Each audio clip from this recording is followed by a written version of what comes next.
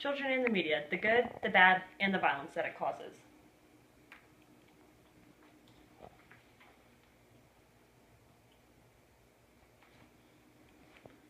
Media is everywhere. TV, internet, computer, and video games all vie for our children's attention. This is written by the American Academy of Pediatrics. This is pretty much saying that it's inevitable for your children not to be introduced to the media. When I walked into a classroom in Virginia for community service for our volleyball team, I walked in and all the children were zoned into the computer, not caring what the teacher said and not having a care in the world other than the computer screen that they were all looking at.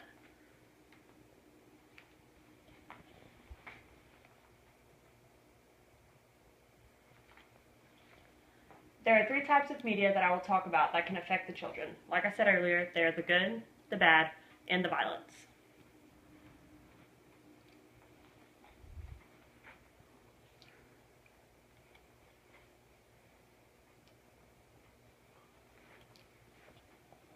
The first good that I will talk about is educational shows such as Sesame Street or Barney that pretty much help your kids learn how to count, learn their ABCs, learn manners, learn how to clean their room, pick up their toys, and everything else. Exposure to educational television has been shown to have positive effects on the social, intellectual, and educational development of children. This is written by the Benton Foundation, saying that some shows will have negative effect, but like I said earlier, Sesame Street and Barney, the educational shows, will have a positive effect on children as long as they're zoning into the things that they should be zoning into and learning the things that they should be.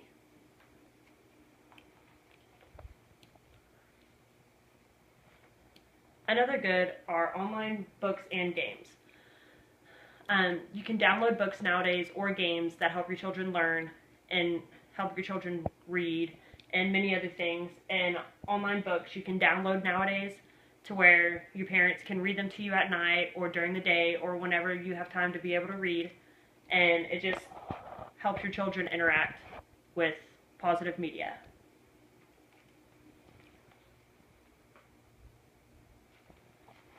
The third good that I will talk about is online chatting with family and friends. Say grandma and grandpa are out of town or they live miles and miles away or out of the country or whichever, and you want to be able to see them or talk to them right away.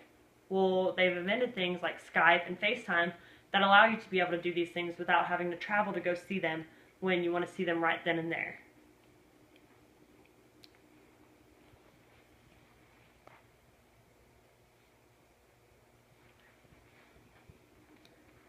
There's 3 points on the bad as well. The first one is new research shows that the mumbling of news anchors or the cheering of Ellen audiences has a majorly negative impact on babies, even if they are not engaged with the show itself. This is written from the Washington Post. They're not zoning in just on Ellen, but just talk shows like Ellen that have different things for adults.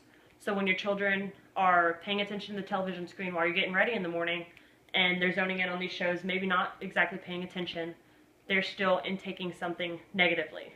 Your child's brain mostly develops from 0 to 2 years of age, so what they're intaking from those 2 years is very crucial to them. The second one is today's children are spending an average of 7 hours a day on entertainment media, including televisions, computers, phones, and other electronic devices. This is also by the American Academy of Pediatrics. This is saying that 7 hours a day when your children are spending 8 to 10 sleeping, so they're almost spending as much time on media as they are on sleeping, and sleeping has a very huge effect on children. So they shouldn't be spending that much time on media. Say like an hour or two after dinner while you're just calming down before you go to bed would be good and beneficial, but when they're spending so much time on these devices, it's very harmful. And my third point is parents are using media to keep their kids from misbehaving.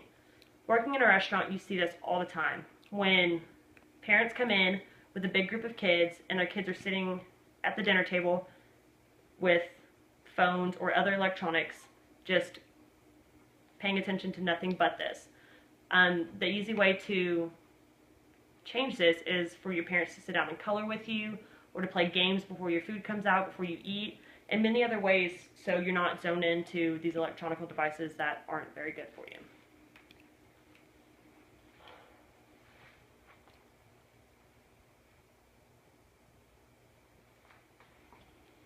The last point I will talk about is the violence. Children are now seeing what video games and television shows are producing and thinking it is right, therefore participating in violence.